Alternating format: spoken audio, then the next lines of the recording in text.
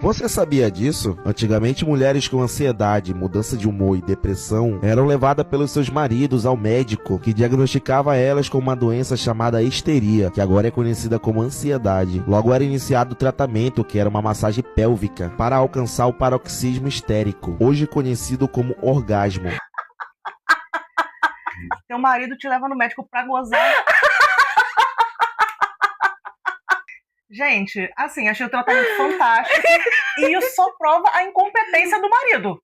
Porque se essa é a solução, não tava tendo em casa. Não, veja bem que ainda não acabou. Os médicos da época, no fim do dia, ficavam cansados e com suas mãos dormentes, e por isso inventaram um aparelho vibratório para alcançar o paroxismo histérico mais rápido, sem a necessidade de uma massagem comum e manual, e foi assim que nasceu o vibrador. Gente, o vibrador nada mais é do que um aparato médico. Dorme com esse barulho. Por incompetência de vocês.